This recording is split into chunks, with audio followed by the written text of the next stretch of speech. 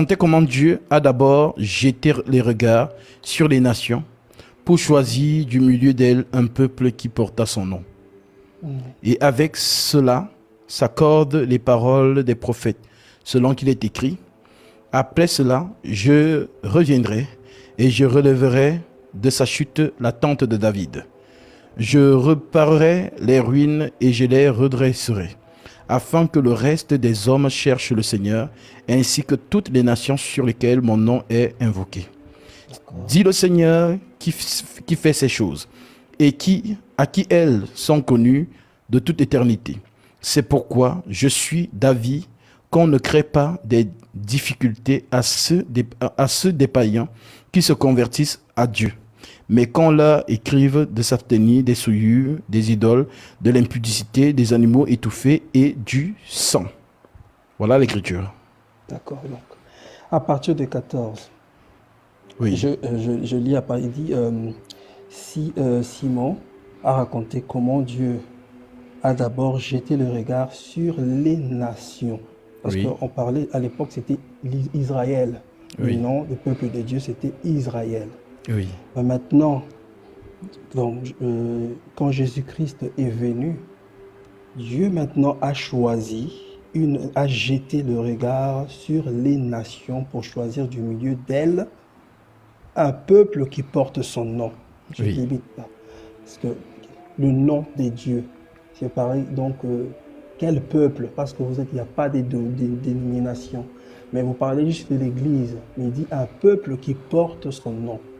L'Église, tout simplement, ne porte pas le nom de Dieu. C'est juste l'Église. Quand on dit l'Église, souvent vous dites qu'il n'y a pas Jésus-Christ n'a pas laissé des dénominations. Déjà, nous sommes ICC, nous sommes de Tiaman Jova. Mais ici, il dit qu'il a jeté le regard sur les nations. Pardon, excusez-moi. Dieu a d'abord jeté le regard sur les nations. Les nations, c'est pas Israël, c'est les nations païennes que Dieu a jeté le regard pour choisir du milieu d'elles un peuple qui porte son nom. Donc il a choisi dans les nations un peuple, c'est-à-dire, comme on le dit l'Église, c'est dans toutes les nationalités, il choisit un peuple qui va porter son nom, le nom de Dieu. Le nom de Dieu, c'est pas une, comme on dit, le corps de Christ. Mais le nom, c'est-à-dire, pour lui, il dit que non, Jéhovah. C'est-à-dire que non, un peuple qui va porter le nom de Dieu qui est Jéhovah. Ah, donc témoin de Jéhovah. Exactement, c'est ce qu'il m'a répondu. Moi, je lui ai dit, on discutait, je ne sais pas si vous m'avez compris. Il m'a dit, mais qu'est-ce que vous êtes en train de dire? Regarde dans l'Acte des Apôtres, Dieu a choisi a jeté un regard parmi les nations. C'est-à-dire un Chinois, un Congolais, un Israélien ou n'importe quelle nationalité, mais tous rassemblés, ce peuple-là va porter le nom de Dieu. Et quand je pars encore plus loin, vers 19, il a dit, c'est pourquoi vous entendez là, c'est toujours, alors, c'est elle qui a invoqué son nom. Donc, je regarde jusqu'à... Incroyable. Oui, et à 17, afin que le reste des hommes cherchent le Seigneur, ainsi que toutes les nations sur lesquelles mon nom est invoqué. Mon nom est invoqué. Il a choisi un peuple parmi les nations, il a jeté les regards, un peuple qui a porté son nom. Et là-bas, son nom doit être invoqué. Mais maintenant, vous portez quel nom? Vous dites que non, vous êtes juste Église, corps de Christ. Il n'y a pas de nom. Mais Dieu a choisi un peuple qui va porter son nom. Donc, expliquez-moi là, ici, pour comprendre. Franchement, c'est pourquoi j'ai dit les témoins de Jéhovah sont dans le chemin de la perdition. Je ne peux pas dire qu'ils sont dans la perdition. Il dit qu'ils sont sur le chemin de la perdition. Parce que, comme on dit, tant qu'il y a la vie, il y a espoir. Beaucoup sont arrachés. Voilà, on parvient à arracher certains de cette secte pernicieuse. Mais Voici ce qui est dit, parce que ce qu'il t'a raconté là, c'est du fabriqué. Déjà, acte 15 ne dit pas ça. Il a fabriqué, il a tordu la parole à son sens. Maintenant, venons d'abord sur le nom de Dieu. Un peuple sur lequel mon nom est invoqué. Alors, on va...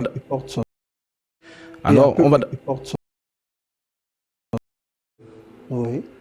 Ok. Est-ce que tu peux prendre Apocalypse chapitre 19, verset 11?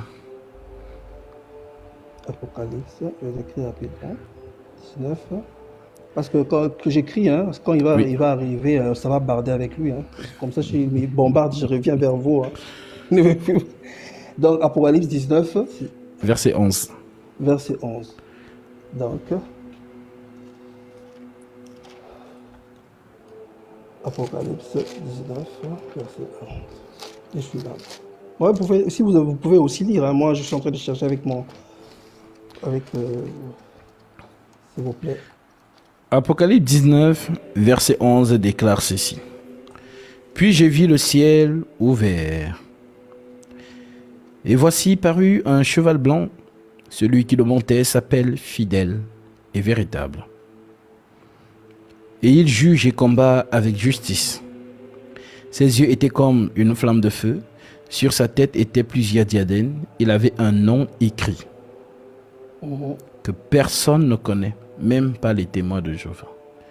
Il avait un nom écrit que personne ne connaît si ce n'est lui-même. Il était revêtu d'un vêtement teint de sang. Son nom est la parole de Dieu. C'est ça son nom.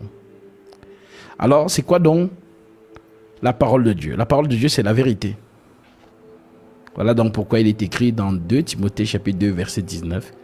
Néanmoins, le solide fondement de Dieu reste debout avec ces paroles qui lui servent de sceau. Le Seigneur connaît ceux qui lui appartiennent. Et quiconque prononce le nom du Seigneur, qu'il s'éloigne de l'iniquité. Et l'iniquité, c'est quoi? Matthieu 7, verset 21. Frère Gazbi, je vous suis, je vous connais. Là, vous partez pour nous expliquer l'iniquité. Mais revenons à la question que moi, je vous ai posée. Vous m'avez déjà répondu, son nom, c'est la parole. La parole, quand on lit dans la parole, c'est Jésus-Christ. Oui. C'est pas moi. Moi, je suis en train de juste interpréter ce que moi, j'ai compris. Maintenant, expliquez-nous maintenant le verset en question 14. C'est ce que je viens de vous dire. Dieu a jeté le regard pour porter son nom. Le nom, c'est la vérité. Ça, c'est pourquoi je t'ai donné Apocalypse chapitre 19, verset 11. On te dit, son nom est la parole de Dieu. Maintenant, la parole de Dieu, c'est quoi? C'est la vérité. Voilà donc pourquoi Jésus disait, je suis le chemin, la vérité et la vie. Donc, l'église est dans la vérité. La lumière est dans l'église. C'est la lumière qu'on appelle vérité. Voilà pourquoi on parle de l'ange de lumière. Donc, l'ange de la vérité. L'esprit de vérité. Je vais te lire ça. Il faut que tu comprennes d'abord ça. Parce que quand on dit un nom, les gens pensent que non, c'est un nom, Adonai ou quoi que ce soit. Non, le nom c'est la vérité. Maintenant, le nom qui sort de cette vérité, c'est le nom de Yehoshua. Jesus en grec, Jésus en français. Donc, voilà donc pourquoi les apôtres disent tout ce que vous faites en prière, comme en acte. Il t'a donné ce verset-là? Non, on n'a pas. Ok. On a parlé avec la divinité. Hein, il y a plusieurs versets sur la divinité de Jésus. Maintenant, tout ce que vous faites en prière comme en acte, faites-le au nom de Jésus. Alors, maintenant, qu'est-ce qu'il dit de ce verset? Je ne lui ai pas encore posé la question. Tu lui poseras la question. D'accord. Voilà. C'est quel verset, s'il vous plaît? Je vais te le donner. D'accord.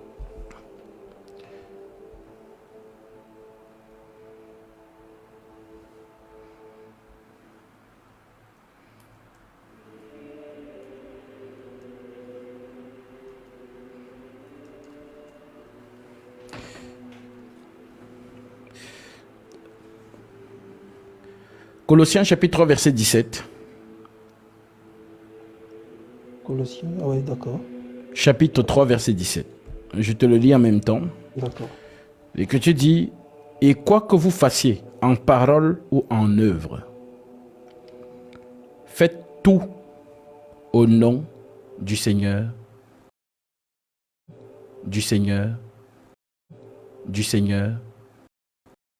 Donc, c'est qu'il a essayé de... Parce que c'est pourquoi je te dis, j'ai l'avance sur toutes les doctrines. J'ai l'avance.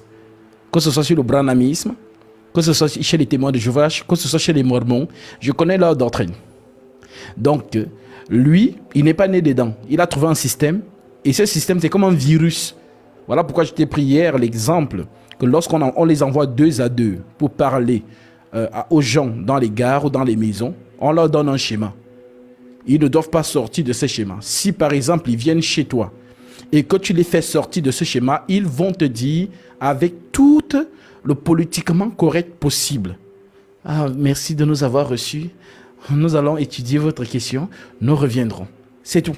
Parce que tu les as sortis de leur schéma. Parce que les témoins de Jéhovah ne doivent pas recevoir. C'est eux qui doivent donner pour t'amener avec eux. Mais si toi, ils trouvent quelqu'un qui maîtrise les Écritures, ils ne vont pas parler avec toi longtemps. Donc, voilà donc pourquoi, quand ton grand frère passe, c'est parce que, bon, juste, pour l'instant, tu n'es pas encore armé de versets écrits. Parce que quand tu avais cet échange avec lui, quand il t'a donné Actes chapitre 15, tu lui aurais donné Colossiens chapitre 3, fin de débat. Et tu vas remarquer qu'ils ont écrit leur Bible à eux, qu'on appelle la Bible des témoins de Jéhovah. Donc, partout où il y a... J'en ai parce que, bon, allez, il y a un moment, bon, j'ai été, quand j'étais au Maroc un moment, quand j'étudiais là-bas, il y avait 2 témoins de Jéhovah qui venaient, bon, une femme, une Canadienne et un Français qui venaient mais prêcher. Ils m'ont donné leur Bible, là, les Saintes Écritures traduites du Monde Nouveau que j'ai ici. Bon, mais pour continuer, il y a une question que je voulais aussi poser rapidement sur le même verset qu'il m'avait donné. Et un endroit où on parlait, bon, on a aussi des débats sur pour le sang. Et j'ai vu là, moi-même quand j'ai regardé, on a parlé à la fin, là on a dit, je crois à 19, toujours dans Acte, hein, Acte 15, à partir de 14, mais là je suis à 19. Et c'est pourquoi je suis d'avis qu'on ne crée pas de difficultés à ceux de païens qui se convertissent à Dieu, mais qu'on leur écrive de s'abstenir des souillures, des idoles, de la débauche, des animaux étouffés. Là, on débat sur les animaux étouffés et du sang. Qu'est-ce que vous pensez des animaux étouffés et du sang? Parce que eux, pour la transmission du sang, ils sont catégoriquement contre. Et aussi les animaux étouffés, c'est-à-dire où on n'égorge pas, où on fait couler le sang.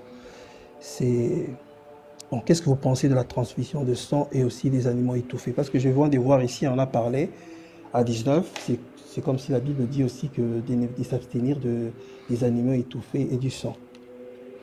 D'accord. Alors nous allons tout simplement prendre 1 Corinthiens chapitre 8. L'apôtre Paul en parle.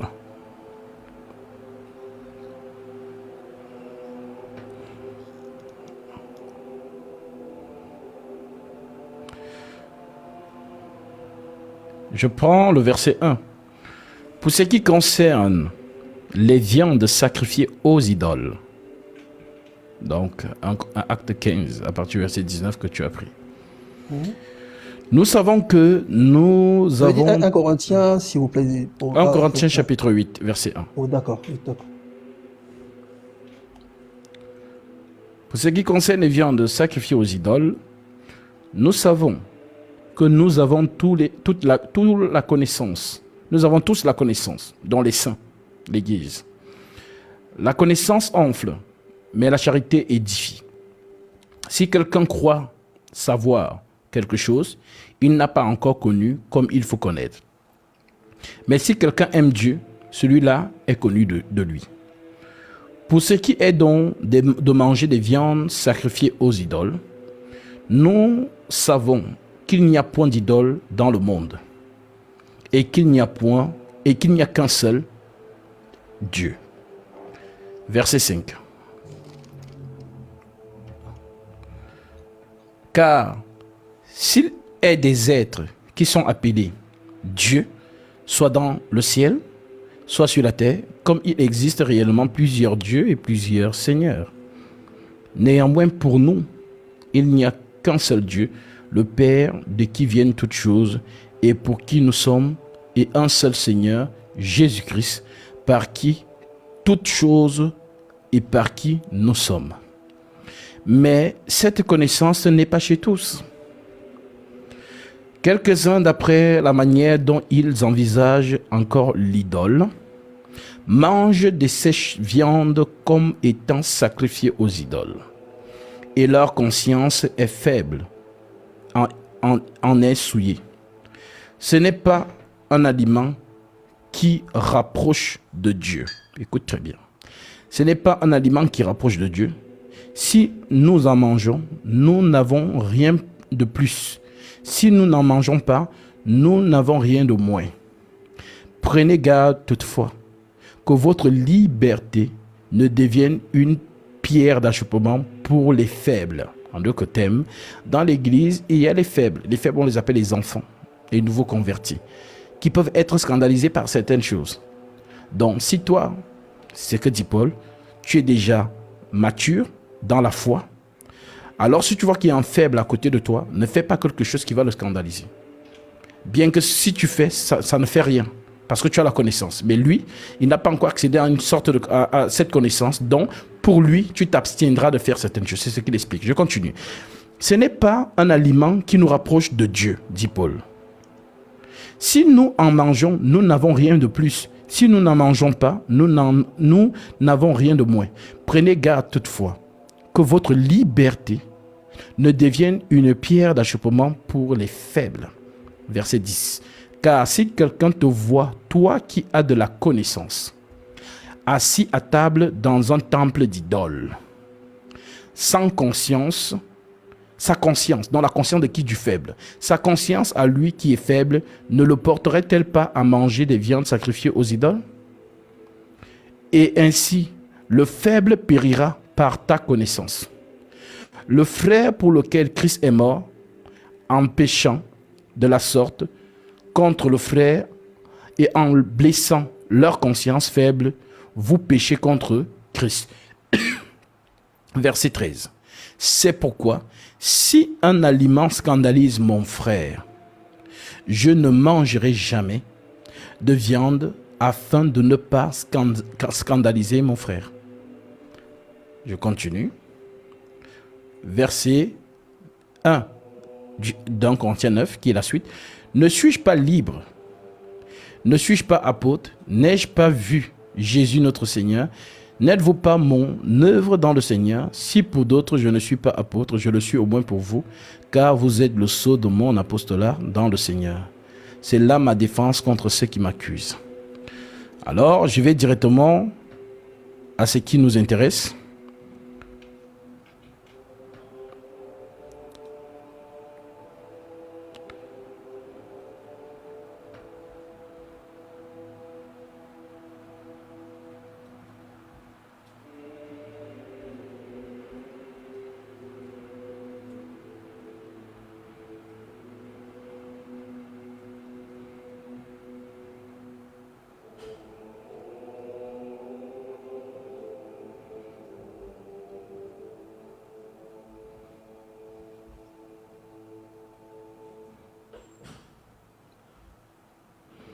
Je prends le verset 24 en descendant. Ne savez-vous pas que ceux qui courent dans les stades courent tous, mais qu'un seul remporte le prix? Courez de manière à le remporter. Tous ceux qui combattent s'imposent toute espèce d'abstinence. Et ils le font pour obtenir une couronne corruptible. Mais nous faisons-le pour une couronne incorruptible. Moi dont je cours, non pas comme à l'aventure, je frappe non pas pour combattre, non pas comme battant l'air, je traite durement mon corps et je tiens assujetti de peur d'être moi-même rejeté après avoir prêché aux autres. C'est la continuité de 1 Corinthiens 8 qui est le chapitre dédié aux viandes sacrifiées aux idoles. En d'autres termes, si tu as compris l'explication que Paul dit ici, le rapport ici, c'est la connaissance. et de tout faire pour le frère qui n'est pas encore affermi, de prendre en considération ces derniers. Maintenant, lorsque les témoins de Jéhovah te donnent 1 Corinthiens 15 à partir du verset 19 et te disent que là-bas, il n'est pas écrit concernant la Non, transfiguration. il ne m'a pas donné ça, parce que moi, quand je lisais, parce que je sais Non, j'en viens dans ce que tu disais concernant la transfusion sanguine. Exactement, d'accord. Voilà, justement, la transfusion sanguine, il a pris ça où? Dans 1 Corinthiens, Actes chapitre 15, verset 19 que tu as donné. Parce qu'il y avait ça, il y avait les viandes étouffées. Non, là, moi-même, en lisant, parce que le verset qu'il m'avait donné, c'est le nom un peuple qui porte le nom de Dieu. Là, parce que moi, J'ai pas entendu. Le verset un peuple. Oui, ça, on a déjà, ça, ouais, on a déjà reçu ça. On a déjà ouais. résolu ça avec Colossiens chapitre 3. Ouais, c'est ce que je suis en train de vous dire. Je Oui. disais que quand il m'a donné ça, moi-même en lisant, parce que il m'a donné ce verset juste pour le nom. Hein? Vous m'avez déjà répondu, j'ai écrit le verset. Mais moi-même en lisant, j'ai vu à 19 qu'il parle de viande, de sang et avec les viandes étouffées. Et je sais que eux, ils sont contre la transfusion de sang. Donc c'est pourquoi moi-même je dis, peut-être ils ont raison en regardant le verset. C'est pourquoi je vous ai posé la question de m'éclaircir là-dedans. Mais bon, pour ne pas prendre, comme je vous ai vu, vous êtes entré un peu en retard. Vous entrez, avant c'était la matinée que vous êtes en ligne, mais maintenant c'est un peu tard.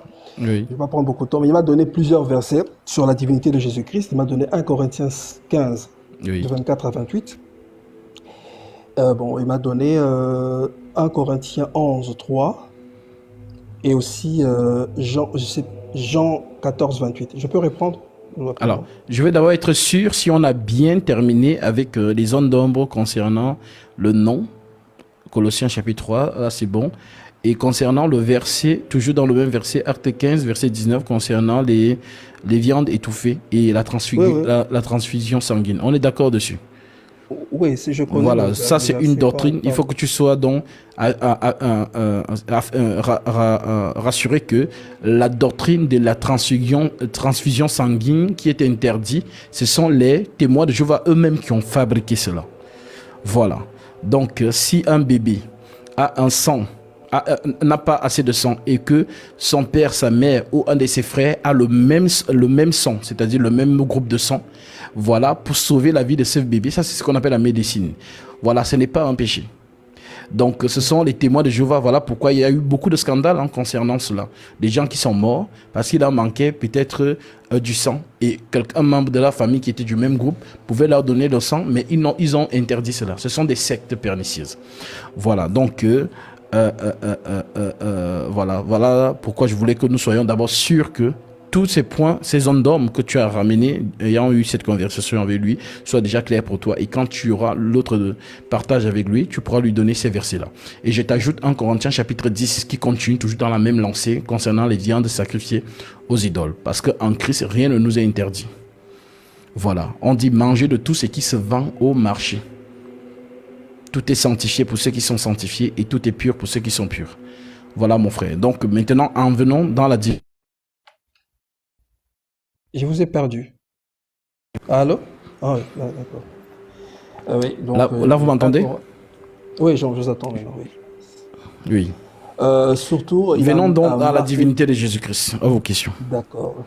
Bon, il a martelé sur Jean 5. C'est dans Jean 5 même que moi, Jésus parlait de sa prière, de quand il parlait avec les apôtres. Bon, je vais lire rapidement. Dans Jean 5, à partir de 36 à 37. D'accord.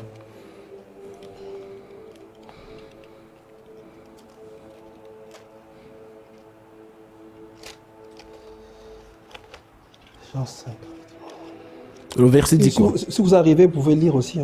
Le verset dit quoi?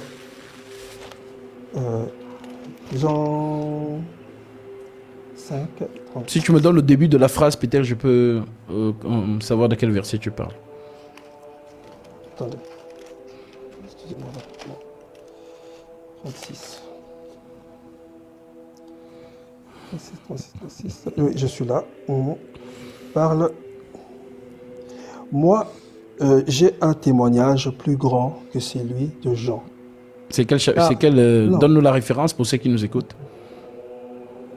Euh, c'est-à-dire que référence, c'est-à-dire, j'ai dit Oui, 1 Jean 5, oui, 36 à 37. d'accord. 1 Jean 5, 36 à 37. 1 Jean 5, Hmm. oui, 36 à 35. Bah, il n'y a pas de verset 36 et le verset 35. Ah, Ça attends, n'existe je suis en train de dire. Oh, c'est Jésus qui dit le témoignage. Tu as dit que la phrase était comment? Attendez, Jean 5, 36, qu'est-ce que j'ai mal noté ça? 36, ça? Moi, j'ai un témoignage plus grand que celui de Jean. Ah, c'est dans Ok, l'évangile ok. de Jean. Ok, à partir de Jean, oui. Oui. Jean, pas un Jean, mais Jean.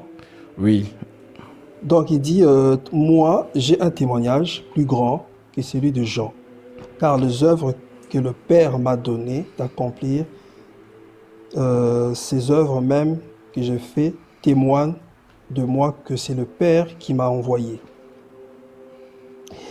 Et le Père qui m'a envoyé a rendu lui-même témoignage de moi. Vous n'avez, je vois parce que vous n'avez jamais entendu sa voix, vous n'avez point vu sa face, et sa parole demeure point en vous, parce que vous ne croyez pas à celui qui l'a envoyé. Ouais, il a donné ça. Moi, donc je lui ai ceux parlé. qui cherchent la référence c'est Jean 6. Hein. Jean chapitre 5, verset 36 jusqu'au dernier. Oui. Mm. Donc, il m'a donné d'abord ça. Moi, je lui ai donné des réponses aussi. Il y a eu 1 Corinthiens 15, 25 à 28. Alors, 24 à 28. là d'abord, Donc, on termine. qu'est-ce que vous avez eu à dire, à partager sur ces, voilà, qu'est-ce qu'il a dit et qu'est-ce que tu as retorqué? Bon, lui, il m'a dit que, il m'a donné plus dans Jean 5 et Jean 14. Moi, il m'a dit que non, Jésus-Christ, c'est deux personnes, c'est-à-dire il y a le Dieu et Jésus-Christ. Jésus-Christ, c'est le Fils. Bon, vous avez déjà parlé de ça à plusieurs reprises, que Jésus-Christ, c'est le Fils de Dieu. Il a été créé en premier, avant toute chose, et par Jésus-Christ, tout a été créé. Moi, je lui ai dit non, mais quand vous dites que... et puis par que non, Dieu a envoyé Jésus-Christ. Comment on peut envoyer... Dieu peut s'envoyer lui-même. C'est-à-dire descendre sur terre, et lui-même, il est Dieu, et en même temps, lui-même, il est le Père. Bon, moi, je lui ai dit, Jésus-Christ, c'est tout simplement un canal. Jésus-Christ, c'est un corps. C'est un corps. Parce que le Dieu dans sa forme, donc on a dit le Père, on ne voit pas le Père, on peut jamais voir Dieu. Dieu est invisible. Mais pour venir sur la terre pour sauver les hommes, il est venu en forme. Il ne pouvait pas descendre en esprit. Il est venu. C'est lui, Jésus-Christ, qui est venu sur la terre. Et Jésus-Christ, à l'intérieur de Jésus-Christ, il y avait l'Esprit de Dieu qui est le Père lui-même. Parce que quand les apôtres lui ont posé la question en disant que non, on veut voir le Père, il dit que non, mais vous m'avez vu. Comment vous me demandez encore, vous voulez voir le Père? Parce que celui qui m'a vu a vu le Père. Et lui, il m'a donné dans Jean 14, 28. En gros, il a voulu te faire comprendre que, voilà, il y a Jésus à part, il y a Dieu à part, c'est ça? Oui, il y a Jésus, et Jésus-Christ est inférieur à Dieu, parce que lui-même, il dit que non, le Père est plus grand que moi. Il y a plusieurs versets il a donné plusieurs versets dans 1 Corinthiens. Mais Ça veut dire que lui, il connaît Dieu et il connaît Jésus, c'est ça? je n'ai pas compris votre question. Lui, c'est-à-dire ton grand frère, lui, il connaît Jésus. Oui, Jésus-Christ, c'est-à-dire Jésus-Christ, c'est le Fils Oui, de Dieu. justement, il connaît Jésus en tant que fils et il connaît Dieu en tant que père, c'est ça? Oui. Le Père, oui, c'est lui, Jéhovah. Et Ok, Jésus-Christ, c'est Jésus. d'accord. Maintenant, nous, on va lire une écriture de ce que Jésus lui-même dit à propos de ça. On est d'accord? Mhm. Ok. Donc, on prend Matthieu chapitre 11, verset 27.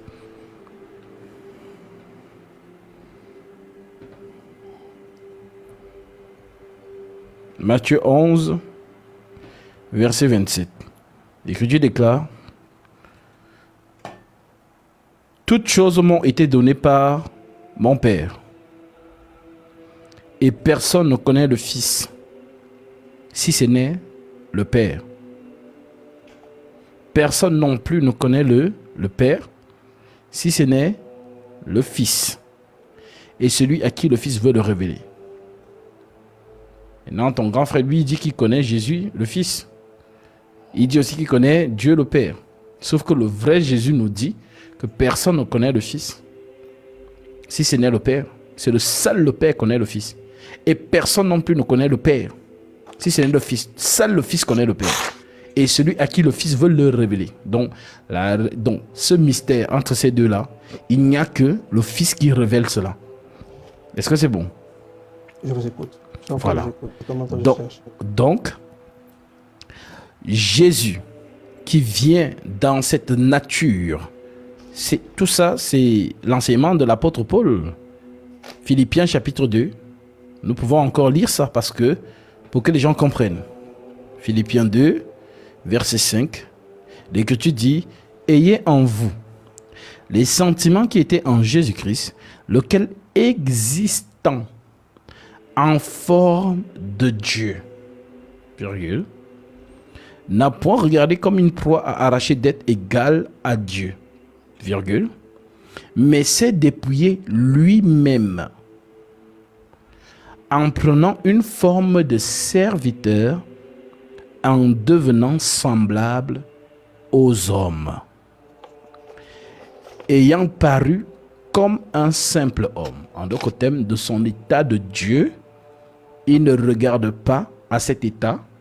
Donc, en d'autres termes, il ne vient pas sur terre dans sa forme de Dieu, mais il vient sur terre dans sa forme de serviteur.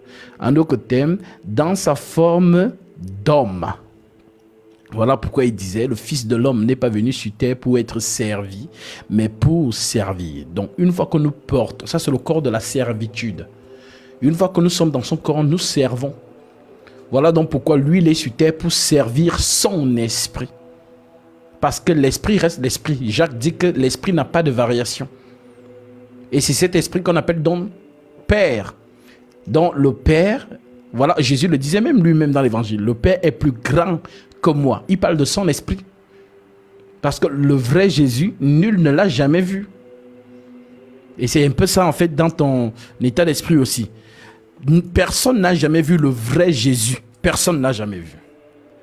Donc, le Jésus qu'on a vu, c'est la forme de la servitude. C'est ça donc ce que Paul explique dans les épîtres qu'il a souvent l'habitude de donner, que les gens ne comprennent pas. Donc, voilà pourquoi on dit: en prenant une forme de serviteur, en devenant semblable aux hommes, et ayant paru comme un simple homme, donc comme toi et moi.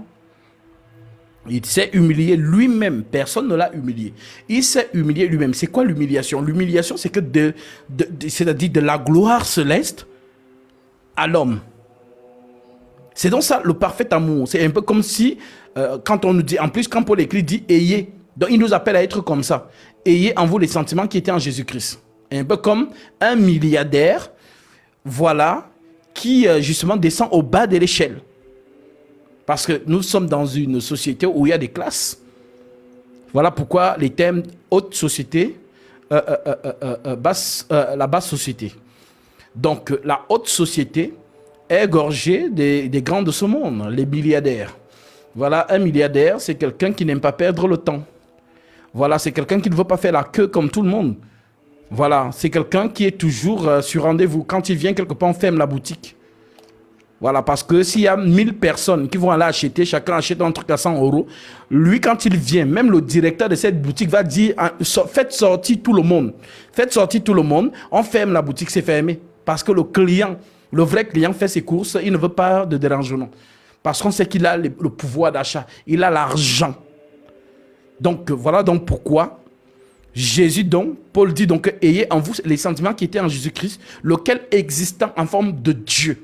C'est Dieu parmi les hommes. Donc un Dieu qui vient sur terre et qui fait comme tout le monde. Ben, c'est incompréhensible. Ah bon, alors qu'est-ce que vous pensez maintenant? Parce que quand vous parlez, je suis en train même de vérifier les versets qu'il m'avait donnés. Oui. Dans 1 Corinthiens 11 à partir de 3. Oui. Et 1 il Corinthiens dit- 11. Oui, 11 à partir de 3. On va prendre ça. 1 Corinthiens 11, Mm. verset 3. L'Écriture dit, je veux cependant que vous sachiez que Mm. Christ est le chef de tout homme, Mm. que l'homme est le chef de la femme Mm. et que Dieu est le chef de Christ. Ok. Yes. Maintenant, j'explique. Explique. Christ, c'est qui? Nous prenons donc Romains chapitre 9, verset 2 à 5. Puisqu'on dit ici, Christ est le chef de tout homme. Dieu est le chef de Christ. Le Christ. Dieu est le chef de Christ. Maintenant, c'est Paul qui a écrit ça. Maintenant, allons lire le même Paul dans Romains chapitre 9, verset 2 à 5. Qui explique le Christ? Voilà. Parce que moi, quand je vois le Christ, je fais liaison à Jésus-Christ. Justement, on va d'abord savoir, c'est comme ça, nous allons aller prendre le thème chef de Christ, parce que ça ne vient pas d'ici, ça vient d'Ésaïe. Mm.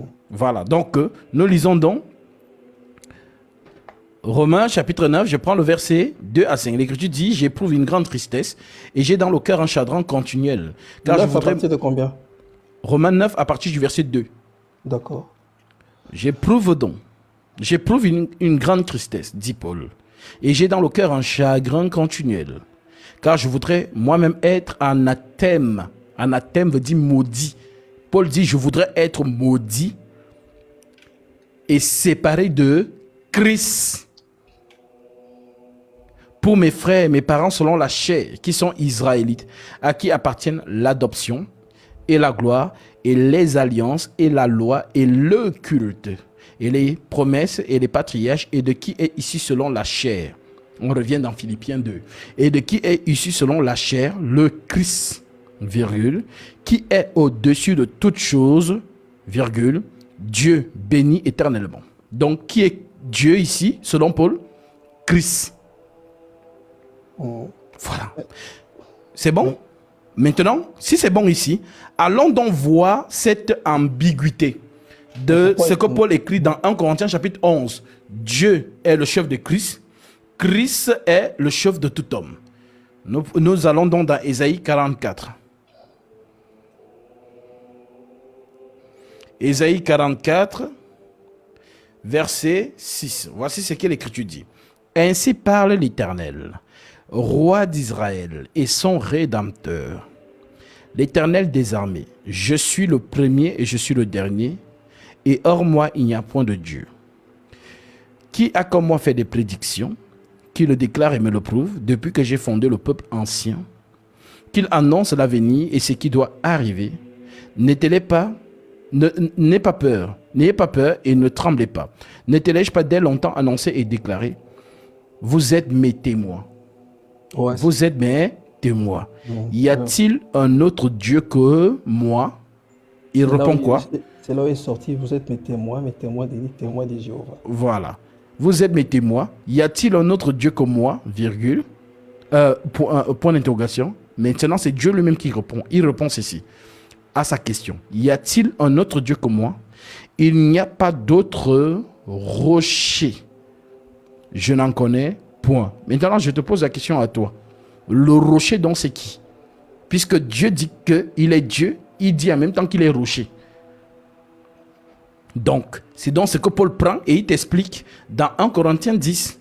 Il te dit, dans 1 Corinthiens chapitre 10, il dit au verset 1, « Frères, je ne veux pas que vous ignoriez que nos pères ont tous été sur la nuit, qu'ils ont tous passé au travers de la mer, qu'ils ont tous été baptisés en Moïse dans la nuit et dans la mer, qu'ils ont tous mangé le même aliment spirituel et qu'ils ont tous bu le même breuvage spirituel, car ils buvaient à un rocher spirituel qui les suivait, et ce rocher était Christ. » Donc, Dieu, c'est lui le rocher, c'est lui Dieu.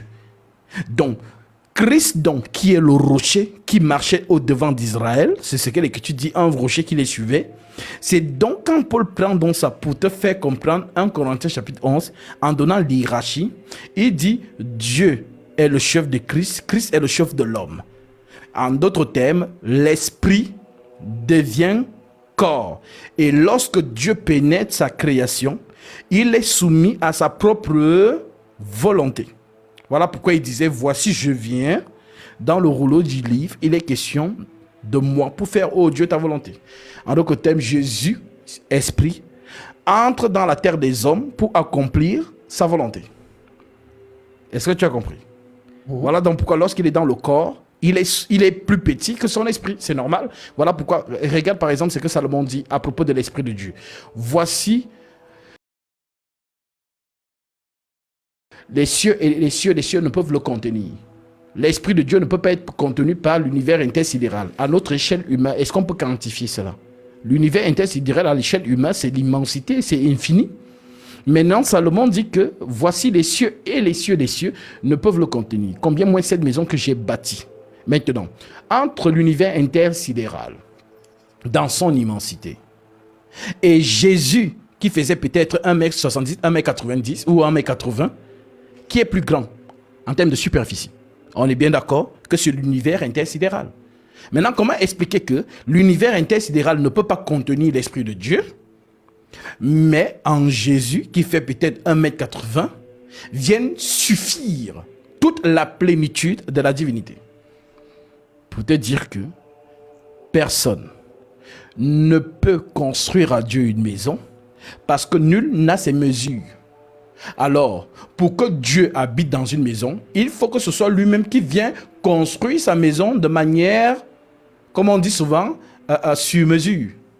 Voilà, quand toi-même tu vas dans les mariages, oh, mon costume, tu vas prendre le couturier prend tes mesures et il te fait quelque chose de sur mesure. Donc voilà donc pourquoi personne ne pouvait construire le temple de Dieu, parce que Dieu n'habite pas dans des temples faits de main d'homme. Alors Dieu lui-même vient construire donc sa maison. Dans cette maison, il vient donc habiter pleinement. Voilà pourquoi on dit qu'en lui, Colossiens chapitre 2, je vais lire ça pour que ceux qui nous écoutent puissent avoir la référence. Colossiens chapitre 2, au verset 8, Colossiens chapitre 1, je prends le verset 3. Rendez grâce à Dieu, le Père de notre Seigneur Jésus-Christ, et nous ne cessons de prier pour vous, ayant été informés de votre foi en Jésus-Christ et de votre charité pour tous les saints, à cause de l'espérance qui vous est réservée dans les cieux, et que la parole de la vérité, la parole de l'évangile vous a précédemment fait connaître. Il est au milieu de vous et dans le monde entier. Il porte des fruits, il va grandissant, comme c'est aussi le cas parmi vous.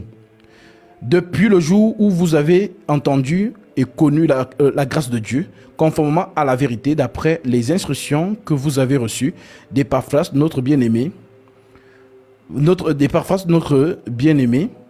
compagnon de service, qui est pour vous un fidèle ministre de Christ et qui nous a appris de quelle charité l'Esprit vous anime.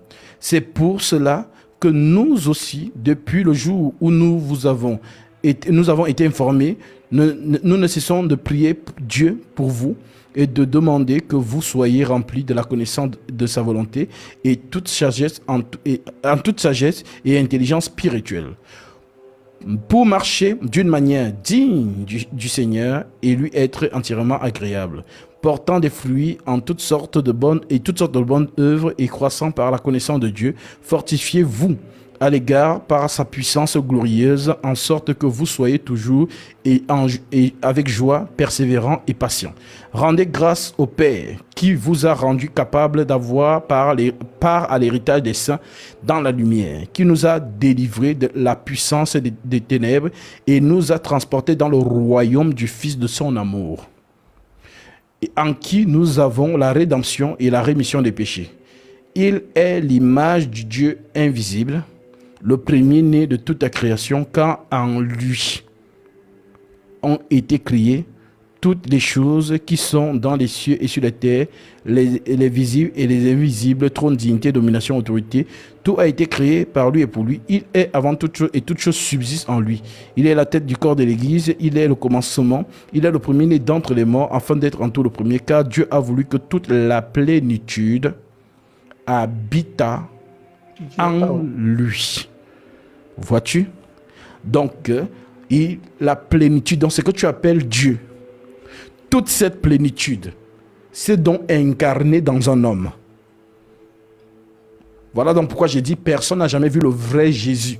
Le vrai Jésus, nous le verrons le jour du mariage. C'est ça l'énigme de Genèse chapitre 2. Voici cette fois-ci celle qui est os de mes os, chair de ma chair. Lorsque la femme a été façonnée, Adam n'était pas là. Donc elle a vu l'homme, mais l'homme ne l'a pas vu. Donc c'est la femme qui a d'abord vu l'homme. Voilà. Donc quand Dieu a fini de la façonner là, l'homme était endormi. Voilà donc pourquoi lorsque celui-ci se réveille, il voit une femme et dans sa joie, il s'exclame, voici, cette fois-ci, celle qui est os de mes os, chair de ma chair, je l'appellerai femme. Donc c'est ce qu'on appelle donc le mariage. Voilà donc pourquoi lorsque l'Adam céleste, le second Adam et le dernier, va donc justement, lorsque l'Esprit Saint finit donc de façonner la femme qui est l'Église, en la présentant, celui-ci est dans la joie de la recevoir parce que elle est son vis-à-vis. Voilà pourquoi Jean dit que tel il est, tel nous serons. Alors, frère, pour finir, oui. Dans 1 Corinthiens, vous avez déjà expliqué ça à maintes reprises, 1 Corinthiens 15, à partir de 14, où je peux rapidement lire. Oui. Ensuite viendra la fin. Il m'a donné ça aussi. Quand il remettra le royaume à celui qui est Dieu et Père, oui. Après avoir réduit à l'impuissance toute domination, toute autorité et toute puissance, oui. Car il faut qu'il règne jusqu'à ce qu'il ait mis tous ses ennemis sous ses pieds. Oui. Le dernier ennemi qui sera réduit à l'impuissance, c'est la mort. Dieu, en effet, a tout mis sous ses pieds, mais lorsqu'il dit que tout lui a été soumis, il est évident que celui qui lui a soumis toutes choses est accepté. Oui.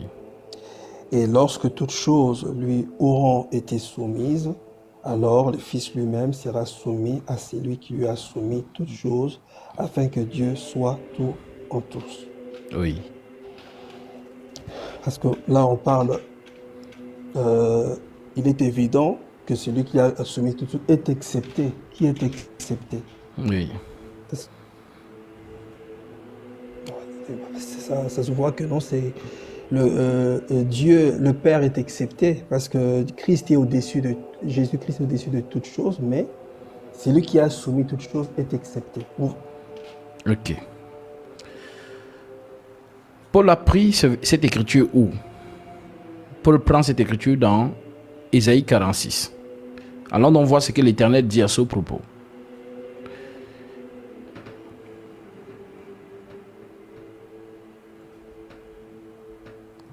Ésaïe 46, versets 9 à 10.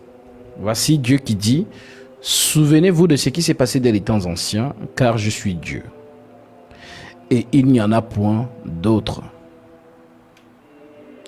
Je suis Dieu, et nul n'est semblable à moi. Il n'y a pas de co-Dieu, il n'y a pas de deux dieux.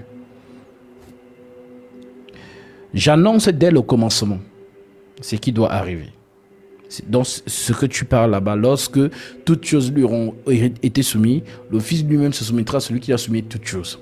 Nous sommes ici dans le Béréchit. J'annonce dès le commencement ce qui doit arriver. Et longtemps d'avance ce qui n'est pas encore accompli, je dis, mes projets subsisteront et j'exécuterai toute ma volonté.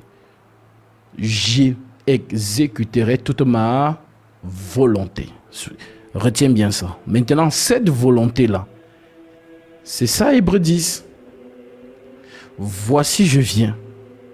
Dans le rouleau du livre, il est question de moi pour faire, ô Dieu, ta volonté. Tu n'as voulu ni sacrifice ni offrande, mais tu m'as formé un corps. Donc le corps qui entre dans la création, c'est pour venir faire la volonté de Dieu. Lorsqu'elle a fini de faire cette volonté, il retourne d'où il est sorti. C'est Dieu lui-même. C'est ça le circuit du vent.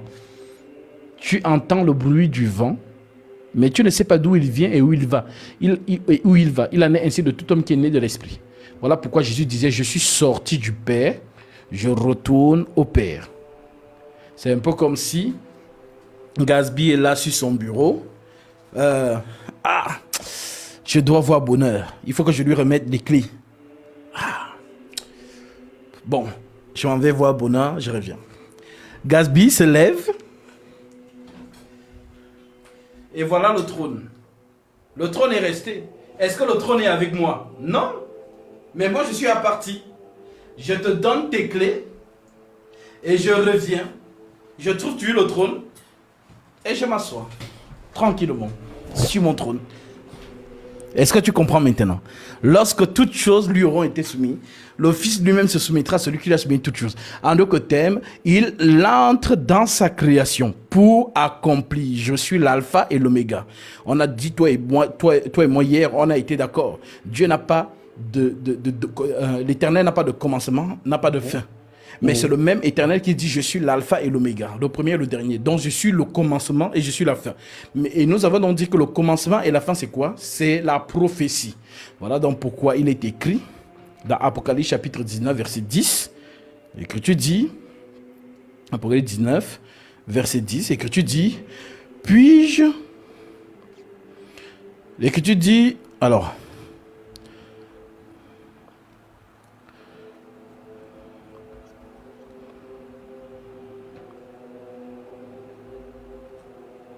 Oui, l'Écriture dit au verset 19, au verset 10, Apocalypse 19, verset 10, je tombais à ses pieds comme pour l'adorer, mais il me dit, garde-toi de le faire, je suis ton compagnon de service et celui de tes frères qui ont le témoignage de Jésus. Adore Dieu, car le témoignage de Jésus est l'esprit de la prophétie.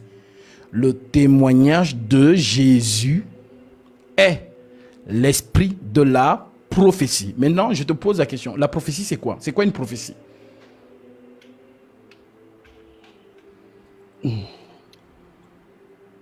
Ce sont... bon, je ne saurais pas vous répondre là-dessus. La prophétie, c'est annoncer l'avenir. C'est ça qu'on appelle prophétie. Annoncer les choses qui vont arriver par la... Voilà. Donc, si nous sommes donc d'accord, selon cette écriture, et je tombais à ses pieds pour l'adorer, mais il me dit, garde-toi de le faire, je suis ton compagnon de service et celui de tes frères qui ont le témoignage de Jésus. Adore Dieu, car le témoignage de Jésus est l'esprit de... Toute la prophétie, c'est l'esprit de Jésus. Voilà donc pourquoi on va donc voir celui qui a prophétisé le premier. C'est donc lui qui parle dans Ésaïe 44. Ésaïe 46, il dit, dans Ésaïe 46, versets 9 à 10, « Souvenez-vous de ce qui s'est passé dès les temps anciens, car je suis Dieu. » Apocalypse chapitre 19. « Il n'y en a point d'autre. Je suis Dieu et nul n'est semblable à moi. J'annonce dès le commencement, j'annonce, je prophétise, j'annonce dès le commencement ce qui doit arriver. Et longtemps d'avance, ce qui n'est pas encore accompli, ce qui n'est pas encore arrivé. Je dis, mes projets, mes prophéties subsisteront et j'exécuterai toute ma volonté. En d'autres termes, je suis Gatsby. Bon, voilà le mois d'août qui arrive. Au mois d'août, il faut que j'aille en vacances à Majorque. Après Majorque, j'ai fait 2 semaines. Après, il faut que j'aille voir ma mère. Après, il faut que j'organise une petite fête le 3. Après. C'est ce qu'on appelle des projets. C'est ton planning du mois d'août. Mais tout ce que tu as dit là, tu l'as mis sur ton agenda. Mais est-ce qu'en l'écrivant, c'est déjà accompli? Non. C'est accompli dans ta pensée. Mais ce n'est pas encore réalisé. Voilà pourquoi il dit, mes arrêts subsisteront et j'exécuterai tout ce que j'ai dit. Je vais exécuter ça. Donc, l'exécution se fait donc comment? Par lui-même, parce que je dois aller en vacances, ainsi de suite, ainsi de suite. Voilà donc pourquoi, après avoir tout créé, il annonce... C'est un peu, excusez-moi de vous couper la parole, de vous expliquer, quand il dit assieds-toi à ma droite jusqu'à ce que je fasse tes ennemis ton marchepied. Oui. Le verset, j'ai oublié, est-ce que vous pouvez trouver ça, s'il vous plaît? Où il dit que non, assieds-toi à ma droite jusqu'à ce que C'est je fasse dans tes Hébreu. ennemis. C'est dans Hébreu et ça vient des psaumes. Et qu'est-ce que tu veux comprendre dessus? C'est quoi? C'est quoi la Donc, pensée? Oui, la pensée, c'est-à-dire que non, qui dit à Jésus-Christ, assis-toi à ma droite jusqu'à ce que je fasse tes ennemis. Je fasse tes ennemis le marchepied. Le marchepied, oui. Oui, c'est l'esprit de la prophétie. C'est Dieu.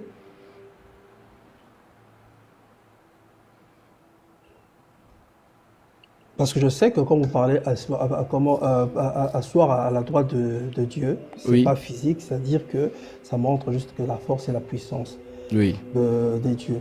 Oui. Mais assis-toi à ma droite jusqu'à ce que je fasse tes ennemis ton marchepied. Oui.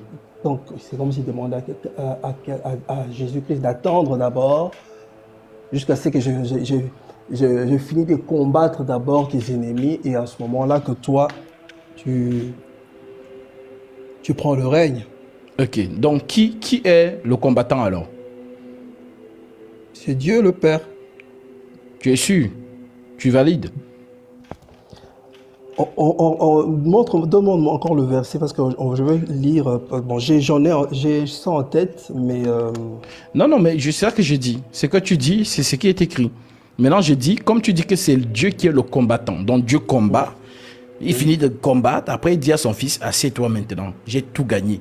J'ai tapé tes ennemis, maintenant tu peux régner tranquillement. C'est ça, non? je vous ai demandé de nous expliquer le verset, pas me poser la question. Je vous ai posé la justement, question. quand tu poses une question, ça veut dire que tu en déduis. On ne pose pas une question. Quand on pose une question, ça veut dire que si je te dis oui, ça reste oui. Non, maintenant, il faut... Oui. J'aimerais que vous expliquiez, vous nous éclairciez. C'est ce que j'étais donc en train de t'expliquer. Ça veut dire que ce que tu dis, quand je te pose la question, selon ce que ton analyse que tu viens de faire, ça veut dire que Dieu vient combattre pour Jésus, comme il a dit à Moïse. Je vais te lire ça dans Exode. Exode chapitre 14. Voici ce que l'Éternel dit à Moïse. Il dit...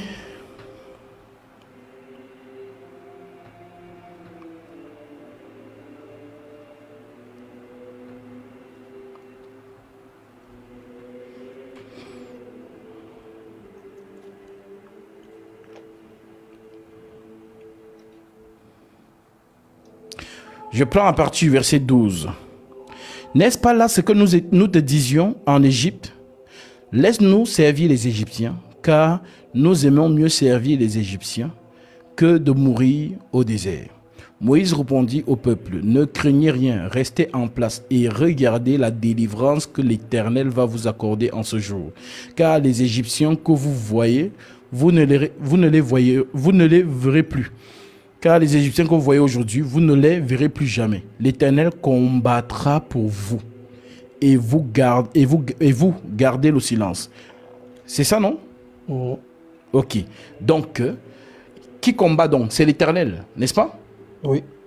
Maintenant, cet Éternel-là, c'est lui, le roi des rois et le Seigneur des seigneurs, n'est-ce pas? Oui, le roi des rois et le Seigneur des seigneurs, c'est Jésus. Oui. Non, ne joue pas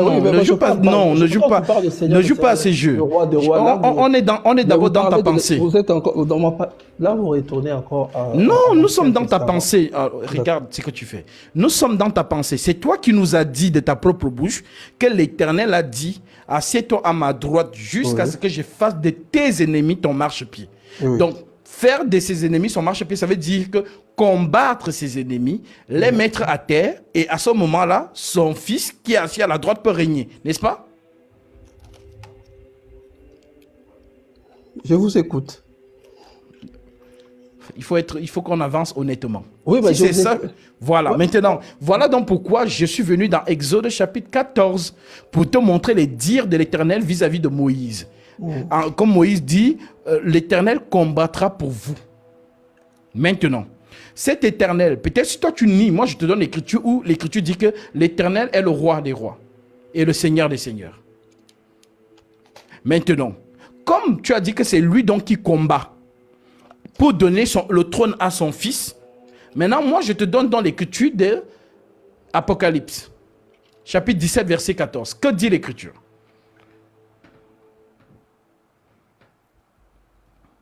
Apocalypse 17, verset 14. L'écriture dit: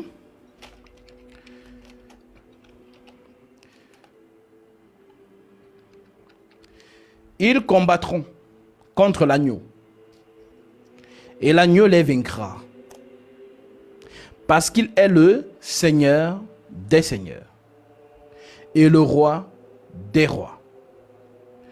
Les appelés et les élus et les fidèles qui sont avec lui les vaincront aussi. Est-ce que tu crois à ça? Oui, oui. Ok. Donc Jésus est? Et Dieu? Voilà. Il y a deux dieux alors. Je vous contredis pas. Hein. Mais non, nous ne sommes pas dans l'état d'esprit de contredire. Nous sommes dans l'état d'esprit que tu comprennes, parce que tu débats avec quelqu'un dans ta famille. Donc nous sommes dans l'état d'esprit que tu comprennes. Parce que si tu comprends, tu seras mieux défendre cela quand tu parleras avec lui. Donc ici, le Seigneur des seigneurs et le roi des rois, c'est qui? C'est Jésus. Voilà. Donc est-ce qu'il y a deux seigneurs des seigneurs et deux rois des rois? Il n'y a qu'un seul roi de rois et voilà. Et un Seigneur. Parce qu'au début, quand on parlait de l'Éternel, oui, moi je suis d'accord que Jésus-Christ, c'est lui le roi des rois, l'Éternel, c'est lui le Jésus-Christ. Je suis d'accord. Amen. Que il n'y a qu'un seul Dieu, il n'y a pas deux dieux, il n'y a pas trois dieux comme d'autres le disent, que non, la Trinité ou il n'y a qu'un seul Dieu. Parce que moi, quand j'ai discuté avec Dieu, de même à Isaïe 42:8, on dit que Dieu ne partage pas sa gloire, il est jaloux. Et je lui pose la question, si vous dites que non, parce que quand il parle que non, Dieu lui a donné, souverainement élevé, il lui a donné le nom au-dessus de tout le nom. Moi, je lui pose la question, bon, si c'est comme ça, c'est que le nom, au-dessus de tout le nom, c'est que le nom de Jésus-Christ est au-dessus de Jéhovah. Et il me dit non, c'est juste que c'est Dieu qui lui a donné ce pouvoir-là d'arriver, d'avoir un nom au-dessus de tous les noms. Moi, j'ai dit, c'est que parce qu'il m'a donné le verset, on dit que non, il n'a pas regardé l'égalité. Hein, il s'est soumis, il s'est dépouillé, il n'a pas l'égalité avec Dieu. C'est que Jéhovah et Jésus-Christ sont égaux, quand vous me dites. Et donc tu comprends donc que les témoins de Jéhovah sont dans un bourbier.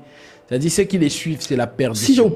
Moi, je vous pose toutes ces questions, ce n'est pas pour moi-même. Justement, ça, on l'avait compris. Ouais, parce que, je vous dis la vérité, quand on était plus petit, parce qu'il a commencé il y a longtemps, hein, quand on était au pays, jusqu'à ce qu'on est arrivé en Europe, on a toujours des débats, mais moi, je lui ai dit, maintenant, c'est plus comme on était au pays. Avant, il m'est terrassé. Hein, quand je suis là, je pars à l'église, je reviens comme ça, il me bombarde avec des versets, je suis troublé, je pars à l'église pour demander à mon pasteur, et puis je revenais. Et avec les versets et tout ça, j'ai trouvé que non, ils sont vraiment dans l'erreur. Et beaucoup de personnes ont peur d'eux. Quand je vois même sur TikTok, quand il y a des gags où quand les témoins de Jéhovah viennent, les gens prennent la fuite parce qu'ils n'ont pas d'argument à donner. Il y a le problème des sangs, il y a les problèmes de la divinité de Jésus-Christ, il y a le problème du nom de Jésus, de Dieu, qui est Jéhovah. Il n'y a pas d'autre nom. Dieu a qu'un seul nom, c'est Jéhovah. Jésus-Christ, on ne peut pas adorer Jésus. On adore que Jéhovah seul. Donc moi, quand je pose des questions, je parle parce que lui, il peut pas venir directement passer sur TikTok pour débattre avec vous. Mais moi, quand je lui pose des questions, je reviens, c'est pour éclaircir d'autres personnes, pas pour moi-même aussi. Pour d'autres personnes. En tout cas, tu es outillé à présent. Tu as les versets à présent. Oui. Oui. Donc voilà pourquoi je te donne un dernier élément que tu pourras peut-être lui donner lorsque vous serez en Mais train cela ne de m'empêche pas parler. aussi que non, vous avez d'autres, quand vous parlez, il y a d'autres zones d'ombre quand vous parlez. Des fois, je ne suis pas d'accord. Il y a plein de trucs que j'ai notés de vous. Et comme on n'a pas assez de temps, je viendrai pour vous Moi, poser j'ai le des questions temps. pour Hein. Peut-être que c'est éclaircir. toi qui n'as pas le temps. Moi, j'ai le Oui. temps. Moi, j'ai le temps pour toi. Je t'ai dit ça hier. Donc, si là, tu as du temps, tu étales toutes tes zones d'ombre. Et on va point par point. Mais je voulais quand même te donner un dernier verset. Parce que lorsque je t'ai donné Apocalypse chapitre 14, Apocalypse chapitre 17, verset 14, tu lui montreras cela. Et tu vas aussi prendre Deutéronome 10, verset 17, qui dit: car l'Éternel, nous sommes dans Deutéronome, loin là-bas, car l'Éternel, votre Dieu, est le Dieu des dieux, le Seigneur des seigneurs. Donc, tu lui donneras ce verset et tu vas corréler ce même verset avec Apocalypse chapitre 17, verset 14. Et tu lui demanderas: est-ce qu'il y a deux seigneurs des seigneurs? Est-ce qu'il y a deux dieux des dieux, le Dieu des dieux? Tu lui demanderas cela. Comme ça, il comprendra que Jésus-Christ, en fait, c'est lui le Dieu de la Torah, c'est lui le Dieu de Genèse, c'est lui le Dieu d'Exode, c'est lui le Dieu de Deutéronome, c'est lui le Dieu de Lévitique, c'est lui le Dieu de Nombre qui devient visible à la fin des temps. Mystère caché de tout temps et dans tous les âges, mais révélé maintenant à ses saints. Voilà mon frère. Donc si tu as des questions, ou si tu n'as pas le temps, tu me dis que tu n'as pas le temps, mais si tu as le temps, Avant de partir, quand vous parlez, j'ai un verset où je voulais avoir un peu d'éclaircissement, mais Oui.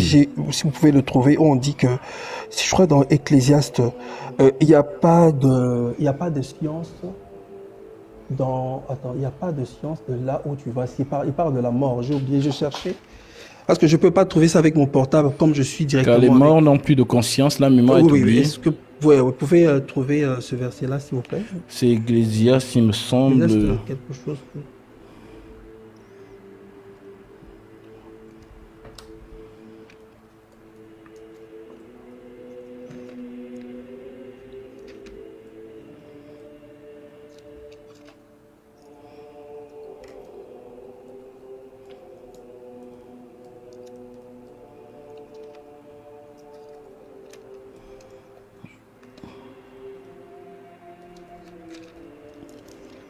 Ecclésiaste 9.5. D'accord. L'Écriture déclare: pour tous ceux qui vivent, il y a de l'espérance. Et même un chien vivant est mieux qu'un lion mort. Les vivants, en effet, savent qu'ils mourront, mais les morts ne savent rien. Et il n'y a point pour eux plus de salaire, puisque leur mémoire est oubliée. Et leur amour, et leur haine, et leur envie ont déjà péri. Ils n'auront plus jamais aucune part à tout ce qui se fait sous le soleil. D'accord. Il y a plusieurs, je dirais pas doctrine, les gens, c'est-à-dire que non, la mort, quand les gens meurent, ils partent au séjour de mort, ils sont conscients.